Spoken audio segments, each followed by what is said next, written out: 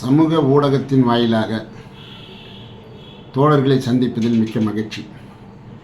வரக்கூடிய 18ஆம் தேதி நடக்க இருக்கக்கூடிய காத்திருப்பு போராட்டத்தை சம்பந்தமான சில தகவல்களை உங்களோடு பகிர்ந்து கொள்வதில் நான் ஆசைப்படுகிறேன்.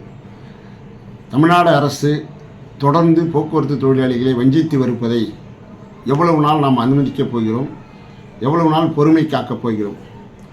கலைஞரின் வசனத்தில் சொல்வதென்றால், பொறுத்தது போதும் பொங்கி எழும் மனோகரா என்று சொல்லிய வசனம்தான் நினைவுக்கு வருகிறது. போக்குவரத்து தொழிலை எவ்வளவு நாள் பொறுத்திருக்கப் போகிறார்கள்? 1/9/2023 தர வேண்டிய ஓராண்டு அரியர்ஸை தர மறுத்து வெளிப்படையாக அரசு அமைச்சர் அறிவிக்கிறார். இது ஒரு பக்கம் இருக்கட்டும். ஓய்வு பெற்ற தொழிலாளிக்கு 25 மாதங்களாக எந்தவித பணப்பலனும் இல்லாமல் 25 மாதங்களாக நடுவீதியில் நிற்கிறார்கள் ஓய்வு பெற்ற தொழிலாளர்கள். அந்த ஓய்வு பெற்ற தொழிலாளர்களுடன் தற்போது ஓய்வு பெற்று கொண்டிருக்கக்கூடிய 2003க்கு பிறகு பணியில் சேர்ந்த தொழிலாளர்களுக்கு எந்த பென்ஷனும் இல்லை, எந்த பணப்பலனும் இல்லை. வெறும் கையோடு இந்த ஓய்வு பெற்ற மாதத்திற்கு பிறகு நடுவீதியில் நிற்கிறார்கள். அவர்கள் உடனடியாக மாற்று பணிக்கு எங்கேயாவது சென்றால் தான் குடும்பத்தை காப்பாற்ற முடியும் என்ற சூழ்நிலைக்கு தள்ளப்பட்டிருக்கிறார்கள். ஒரு அரசாங்கம் போடுகின்ற ஒப்பந்தத்தில் தொழிலாளிக்கு சேர வேண்டிய அரியர்ஸ் தொகையை கூட மறுப்பது என்பது எந்த வகையில் நியாயமாகும்? மறுத்த தொகையினுடைய ஒட்டுமொத்த மதிப்பு 500 கோடி ரூபாய்.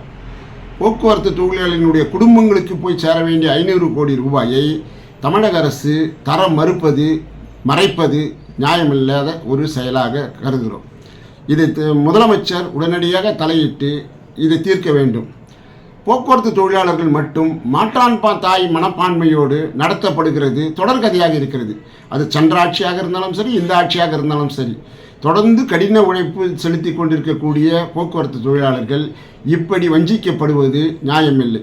இந்த மாதிரியான உள்ள கோரிக்கைகளை எல்லாம் முன்வைத்து எங்களுக்கு நியாயம் கிடைக்க வேண்டும், எங்களுக்கு நீதி கிடைக்க வேண்டும், எங்களுடைய பணப்பலன்கள் கிடைக்க வேண்டும், எனக்கு சேர வேண்டிய பணத்தை அரசாங்கம் உடனடியாக தர வேண்டும், தேர்தலுக்கு முன்பு எதிர்க்கட்சியாக இருக்கும்பொழுது முதல்வர் ஸ்டாலின் அவர்கள் அறிவித்த வாக்குறுதிகளை அவர் நிறைவேற்ற வேண்டும், பழைய பென்ஷனை அமுல்படுத்த வேண்டும், புதிய பென்ஷனை ரத்து செய்ய வேண்டும், ஒப்பந்த காலத்தினுடைய நிலுவைத் தொகைகளை முழுமையாக வழங்க வேண்டும் போன்ற இந்த மாதிரியான கோரிக்கைகளோடு எலக்ட்ரிக்கல் பஸ்ஸை நான் விடுகிறேன் என்று சொல்லி முழுக்க தனியார் வசம் போவதை ஏற்க முடியாது.